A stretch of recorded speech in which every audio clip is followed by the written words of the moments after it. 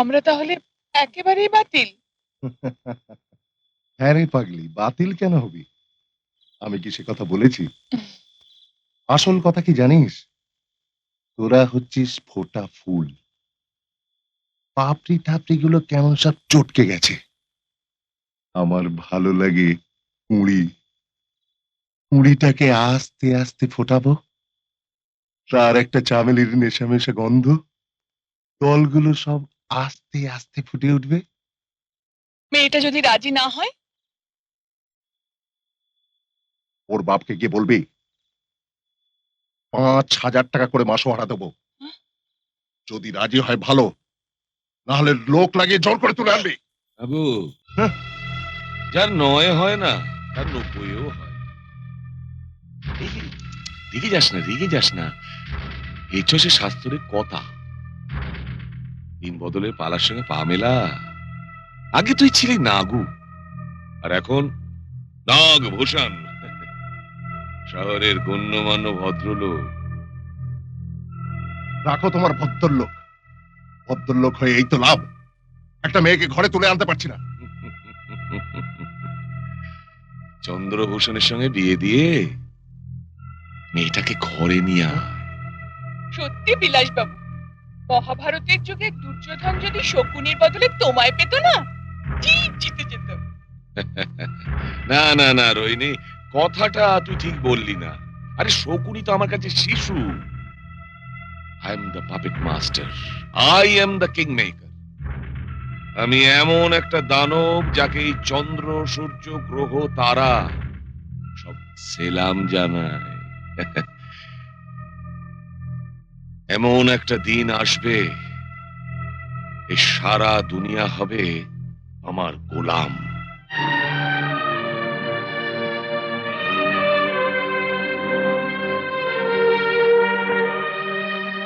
চাঁদু, শুনেছিস তোর বিয়ে ঠিক হয়ে গেছে? এ কি রে, এমন অবাক হয়ে চেয়ে আছিস কেন? আনন্দ হচ্ছে না তোর? মাসি, মাসি, এ বিয়ে তুমি ভেঙে দাও মাসি। এ বিয়ে আমি আমি পারি না মাসি। আমি আমি পারি না। এ বিয়ে তুমি ভেঙে দাও মাসি। তোর বাবাকে গিয়ে বল। না, না, না, আমি আমি ওকে বলতে পারবো না। আমার আমার ভীষণ ভয় করে মাসি। আমার ভীষণ ভয় কোনো করে। ভয় নেই বাচ্চা। খুনি বা অপরাধী হয়ে কেউ জন্মগ্রহণ করেন, সমাজ আর পরিবেশ তাদের অপরাধী করে তোলে। কিন্তু লক্ষে বা কোটিতে এমন একজন থাকে যে জন্ম মুহূর্ত থেকে যার প্রতিটি রক্তকণিকার মধ্যে থাকে পাশবিক হিংসার বীজ। মিলর্ড, ভাবতে পারেন একটা 12 বছরের ছেলে আজ থেকে 14 বছর আগে একজনকে হাত পা বেঁধে পুড়িয়ে মেরেছিল, আর নাম শক্তি ডিকস্টা। আমাদের সামনে যে জঘন্য খুনি দাঁড়িয়ে আছে, এই সেই শক্তি ডিকস্টা। মাত্র 3 মাস হয়নি সে জেল থেকে ছাড়া পেয়েছে, আর তারপর একজন নিরাপরাধ মেয়েকে অত্যন্ত নৃশংসভাবে সে স্ট্র্যাঙ্গল করে খুন করেছে। যখন সিল স্কার্ফ দিয়ে শক্তি মেয়েটির গলাটা পেঁচিয়ে ধরেছে, তখন হয়তো মেয়েটি কেঁদে কেঁদে অনুনয় করেছে, আমায় মেরো না, আমায় মেরো না, আমার গর্ভে যে তোমার সন্তান। Objection, my lord. Milord, this is the postmortem report of this is Dipa Sanyal. মৃত্যুর সময় সে 2 মাসের গর্ভবতী ছিল।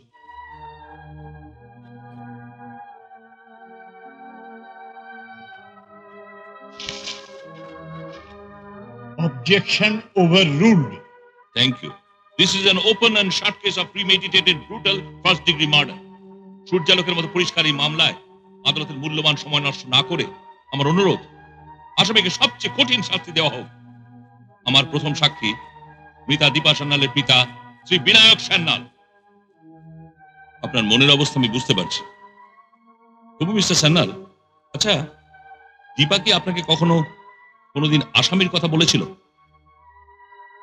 মাস দুয়েক আগে আমার এক বন্ধুপুত্রের সঙ্গে দীপার বিয়ের কথা হয়। তখন দীপা আমাকে বলেছিল, well, I I remember the exact word. বাবা, বল না। বাবা, আমার আমার একজনের সাথে পরিচয় হয়েছে। জানি তুমি তাকে পছন্দ করবে না, but but I want to marry him. Note this 2 points. 2 মাস আগে আর দীপার একটি কথা, তোমার হয়তো পছন্দ হবে না, বিনায়কপুর হয়তো একটা জেল খাটা খুনির আসামিকে পছন্দ হতো না, কোনো বাবারই হয় না। Your witness.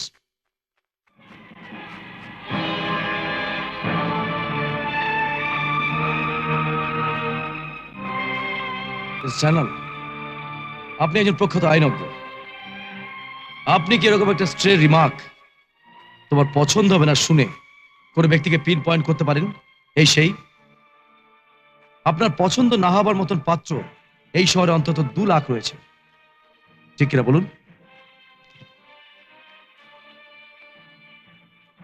Well, I'm here as witness under oath, not as a legal mind.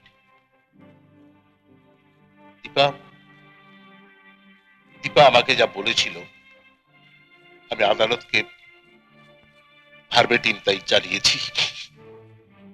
Thank you sir, thank you. My next witness Kalpana Dolui.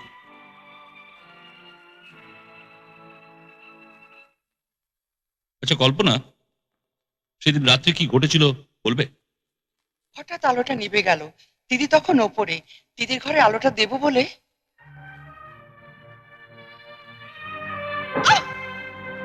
জ্ঞান হতে দেখি আমি হাসপাতাল শুয়ে আছি। শেষ তুমি ওকে কবে দেখেছো? 15 নভেম্বর রাত্রি। কখন, কোথায়? Your witness.